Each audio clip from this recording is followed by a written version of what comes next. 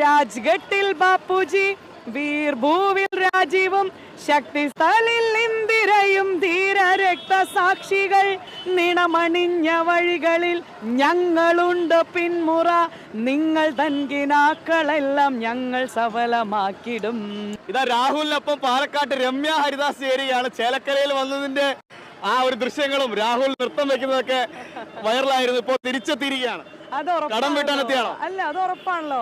തെരഞ്ഞെടുപ്പ് നടക്കുമ്പം എല്ലായിടങ്ങളിലും എത്തിച്ചേരുക എന്നുള്ളത് ഒരു ഉത്തരവാദിത്തപ്പെട്ട പോസ്റ്റിലും അതേപോലെ പ്രവർത്തകർക്കും ഒക്കെ ഒരു വലിയൊരു ആവേശമുള്ളതാണല്ലോ. കോൺഗ്രസ് ആണു ഭാരതത്തിൻ മർത്യകോടി നെഞ്ചിലേറ്റി, ചോര നൽകി ജീവനേകി കാത്തുവെച്ച സാന്ത്വനം. CPM-ന്റെ ഒക്കെ ആളുകളൊക്കെ രമ്യ ഇങ്ങനെ ഈ വിഷയത്തിൽ പാട്ടിന്റെ കാര്യത്തിൽ ഇങ്ങനെ സൈബർ അറ്റാക്ക് ചെയ്യുമല്ലോ. സത്യത്തിൽ എനിക്ക് വരെ രമ്യയുടെ പാട്ടിനോട് അസൂയുണ്ട്. ഇപ്പോൾ ഒരേ പാർട്ടിക്ക് എനിക്ക് ഒരു അസൂയുണ്ട്. രണ്ടുപേരും കൂടി ഒന്നിച്ച് നിയമസഭയിലേക്ക് പോകാനാണോ? രാവിലെ പാലക്കാട് ചേലക്കര വഴി പോകാനാണോ തീരുമാനം?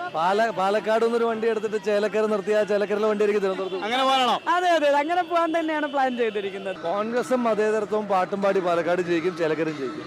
അങ്ങനെയാണോ രമ്യ? ഉറപ്പായിട്ടും.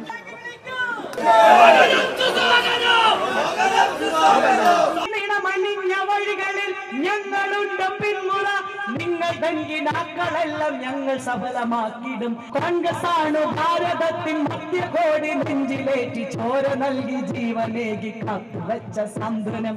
ബാലേട്ടന്റെ വാക്കുകൾ കടമെടുത്ത് പറയുകയാണ് എങ്കിൽ ക്രിസ്റ്റൽ ക്ലിയർ ആയിരിക്കുന്ന സന്ദീപ് വാര്യരെ പോലെയുള്ള ഒരു വ്യക്തി കോൺഗ്രസിലായിരുന്നുവെങ്കിൽ എന്ന് ഞങ്ങൾ ആഗ്രഹിച്ചിട്ടുണ്ട്. അങ്ങനെ കർഷകരുടെ ഇടയിൽ കൺസോഷ്യമായി അവിടെ ചേർന്ന് നിർത്തിക്കൊണ്ട്, യുവാക്കളെ ചേർത്ത് നിർത്തിക്കൊണ്ട് ഇത്രയധികം പവർഫുൾ ആയിരിക്കുന്ന സന്ദീപ് വാര്യരെ കോൺഗ്രസിനകത്തേക്ക് കടന്നു വരുമ്പോൾ നമുക്കത് വലിയ ഊർജം നൽകുന്നു. സ്വന്തം അനിയത്തിക്കുട്ടി എന്നൊക്കെ പറയാവുന്ന ഫീൽ വരുന്ന ഒരാളാണ് രമ്യ. അതുകൊണ്ട് തന്നെ രമ്യ